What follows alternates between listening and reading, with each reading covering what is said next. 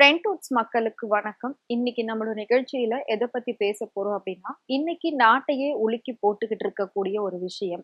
எந்த சோசியல் மீடியாவை திறந்தாலும் இதை பத்தின வீடியோஸ், இதை பத்தின நியூஸ் தான் பயங்கரமா ஸ்ப்ரெட் ஆகிட்டு இருக்கு. ஸோ என்ன அப்படிங்கிறது கண்டிப்பா உங்க எல்லாருக்குமே தெரிஞ்சிருக்கும். ஸோ அகமதாபாத்ல ஏற்பட்ட அந்த ஃபிளைட் ஆக்சிடென்ட் தான். அகமதாபாத்ல சர்தார் வல்லபாய் பட்டேல் அப்படிங்கிற அந்த ஏர்போர்ட்ல இருந்து கிளம்பின ஒரு 5 to 10 மினிட்ஸ்ல ஏர் இந்தியா ஃபிளைட் பயங்கரமா பிளாஸ்ட் ஆகி ஒரு பெரிய ஆக்சிடென்ட் நடந்திருக்கு. அதுல கிட்டத்தட்ட 240க்கும் மேற்பட்டோர் இப்போ இறந்து போயிருக்காங்க. சோ அந்த விஷயம் தான் இப்ப பயங்கர ஒரு வைரலா போய்கிட்டு இருக்கு. இது ஒட்டுமொத்த உலகத்தையே திரும்பி பார்க்க வச்சிருக்கு. இந்த விஷயத்துக்கு பல நாடுகளுடைய தலைவர்களுமே இரங்கல் தெரிவிச்சிருக்காங்க. இது ரொம்பவே மோசமான ஒரு விஷயம். இந்த மாதிரி ஒரு ஃபிளைட் ஆக்சிடென்ட் இதுக்கப்புறம் நடக்கவே கூடாது அப்படின்ற சொல்ற அளவுக்கு இன்னைக்கு நடந்திருக்கு.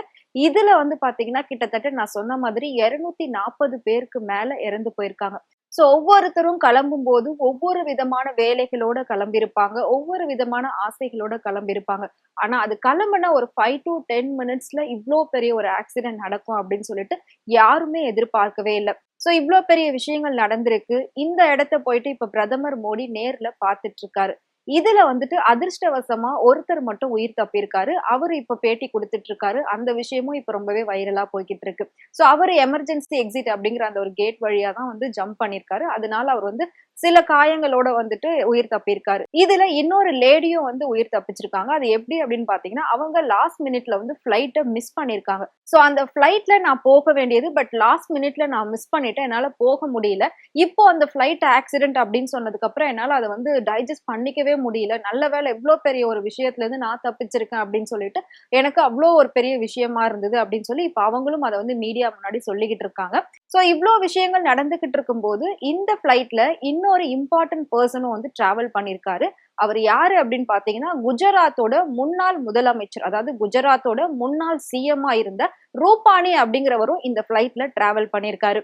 பொதுவா எல்லாருக்குமே லக்கி நம்பர் அப்படின்றது இருக்கும். அப்படி இருக்கிறப்போ இந்த நம்பர் தான் என்னோட வண்டிக்கு வேணும், இந்த நம்பர் தான் என்னோட போன் நம்பரா வேணும், இது என்னோட கேட் நம்பரா வேணும். சோ இந்த மாதிரி லக்கி நம்பர் அப்படின்னு சொல்லி நம்ம ரொம்பவே கேட்டு விரும்பி வாங்குவோம். அதே மாதிரி அந்த குஜராத் முன்னாள் சிஎம்மோட லக்கி நம்பர் என்ன அப்படின்னு பாத்தீங்கன்னா, சோ அவரோட எல்லா பர்சனல் வெஹிக்கிள்ஸ்லயுமே பாத்தீங்கன்னா 1206 அப்படிங்கிற நம்பர் தான் அவர் வச்சிருந்திருக்காரு. இந்த நம்பர் அவருக்கு ரொம்பவே அதிர்ஷ்டம் அப்படின்ற மாதிரி சொல்லியிருக்காங்க. இப்போ அவரோட இறப்பும் அவரோட அதிர்ஷ்ட எண் அப்படின்னு சொல்லக்கூடிய அந்த நம்பர்லயே நடந்திருக்கு. 1206, அதாவது நேத்துக்கான தேதி 12/06, அதாவது 12ஆம் தேதி 6ஆம் மாசம். சோ அவருக்கோட அதிர்ஷ்ட எண் அப்படின்னு சொல்லப்படுற அந்த 1206ல அவரோட இறப்பும் நடந்திருக்கு.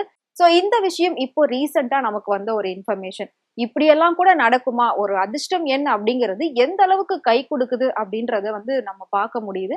சோ அவரோட இறப்பு அப்படின்றது இந்த நம்பர்ல வரும்னு கண்டிப்பா அவர் நினைச்சே இருக்க மாட்டாரு. எப்படியோ ஒண்ணு, பட் இறந்த அத்தனை பேருக்குமே ஃப்ரெண்ட்வுட் சார்பாகவும் ஆழ்ந்த இரங்கலை தெரிவிச்சுக்கிறோம்.